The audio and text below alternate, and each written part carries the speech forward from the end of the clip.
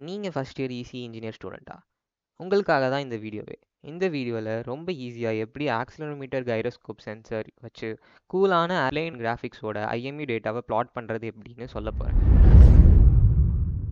இந்த ப்ராஜெக்ட் செய்கிறதுக்கு நான் யூஸ் பண்ணுற மைக்ரோ கண்ட்ரோலர் ESP32. அப்புறமா MPU6050 IMU சென்சார் யூஸ் பண்ணுறேன். இந்த சென்சாரில் ஆக்சிலரோமீட்டர் அண்ட் கைரோஸ்கோப் ரெண்டுமே இருக்குது. இந்த டயக்ராம் பார்த்து ESP32 அண்ட் MPU6050 சென்சாரை கனெக்ட் பண்ணிக்கோங்க. இப்போ ப்ரோக்ராம் பண்ணுறதுக்காக ஆர்டினோ ஐடியை யூஸ் பண்ண போகிறேன். ஸோ ஃபஸ்ட் திங் வந்து நம்ம ஒரு லைப்ரரி வந்து யூஸ் பண்ண போகிறோம். MPU6050 ஒரு லைப்ரரி இருக்குது. ஸோ அதை இன்ஸ்டால் பண்ணுறதுக்காக ஸ்கெட்சில் போயிட்டு இன்க்ளூட் லைப்ரரியில் மேனேஜ் லைப்ரரிஸ்.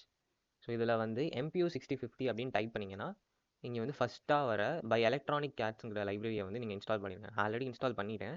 ஸோ இது இன்ஸ்டால் பண்ணுறதுனால என்ன ஆகுனா, இதில் வந்து ஃபைலில் போய்ட்டு நீங்கள் எக்ஸாம்பிள்ஸில் போனீங்கன்னா, ஸோ இந்த லைப்ரரிக்குன்னு சொல்லிட்டு நிறைய எக்ஸாம்பிள் ப்ரோக்ராம்ஸ் இருக்கும். அதை யூஸ் பண்ணி தான் நம்ம இதை ப்ரோக்ராம் பண்ண போகிறோம். ஸோ இதில் வந்து MPU6050 DMP6ங்கிற ஃபைலை தான் ஓப்பன் பண்ணணும்.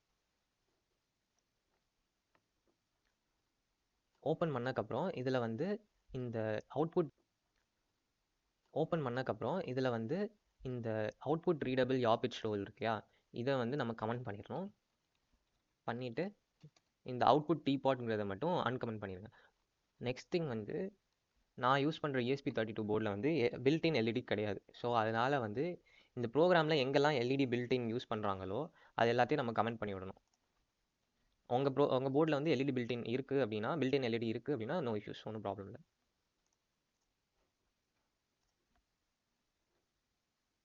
ஓகே, நெக்ஸ்ட் வந்து இதில் என்ன சீரியல் பாட் ரேட் வந்து யூஸ் பண்ணிக்காங்கன்னு சொல்லிட்டு நோட் பண்ணிக்கோங்க. 115200ங்கிற பாட் ரேட்டில் தான் இந்த கோட் வந்து ஒர்க் ஆகுது. ஸோ அதை மட்டும் நோட் பண்ணி வச்சுக்கோங்க.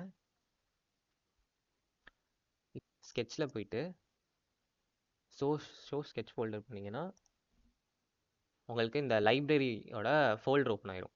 ஸோ இதில் வந்து ப்ராசஸிங்கிற ஃபோல்டருக்குள்ள MPU டீபாட்ங்கிற ஃபோல்டரில் இந்த ஃபோல்டர் தான் வந்து ப்ராசஸிங்கோட ஃபைலு. ஸோ அதுக்கு வந்து நம்ம ப்ராசஸிங்கிற சாஃப்ட்வேர் வந்து ஃபஸ்ட்டு இன்ஸ்டால் பண்ணணும். இதில் போய்ட்டு இதில் டவுன்லோட் பண்ணிடுங்க. பண்ணக்கப்புறம் ப்ராசஸிங்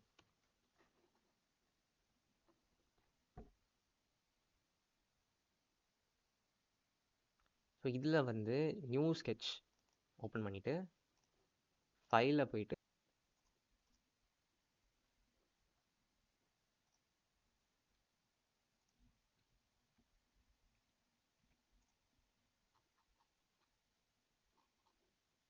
ஸோ இந்த ப்ரோக்ராமில் பார்த்தோன்னா டாக்ஸிக் லைப்ஸ் சப்போர்ட்னு சொல்லிட்டு ஒரு லைப்ரரி வேணும் ஆக்சுவலி. ஸோ அந்த டாக்ஸிக் லைப்ரரி இன்ஸ்டால் பண்ணுறதுக்கு தான் இந்த இன்ஸ்ட்ரக்ஷன்ஸ் வந்து இங்கே எழுதியிருக்காங்க. ஸோ இந்த லிங்க்கில் வந்து நம்ம போனோன்னா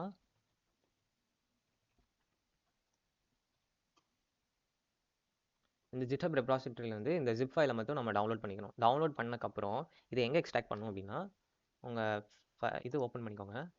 திஸ் பிசியிலேருந்து சி யூசர்ஸ் நரேன் உங்கள் யூசர் நேம், அப்புறம் வந்து இதில் டாக்குமெண்ட்ஸ் போயிட்டிங்கன்னா இதில் ப்ராசஸிங்னு சொல்லிட்டு ஒரு ஃபோல்டர் இருக்கும். அதை ஓப்பன் பண்ணிங்கன்னா இல்லை லைப்ரரிஸ்னு ஒரு ஃபைல் இருக்கும். அதுக்குள்ளே வந்து உங்கள் ஜிப் ஃபைலை வந்து பேஸ்ட் பண்ணிவிட்டு எக்ஸ்ட்ராக்ட் பண்ணிடுங்க. எக்ஸ்ட்ராக்ட் பண்ணக்கப்புறம் இந்த மாதிரி ஒரு ஃபைல் கிரியேட் ஆகும். இதுக்குள்ளே போனீங்கன்னா நிறையா லைப்ரரிஸ் இருக்கும். இதை வந்து காப்பி பண்ணிவிட்டு இந்த இடத்துல பேஸ்ட் பண்ணிடுங்க.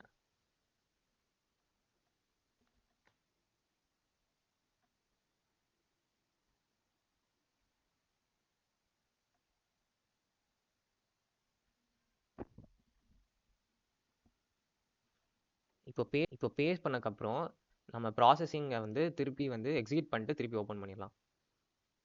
எஸ்,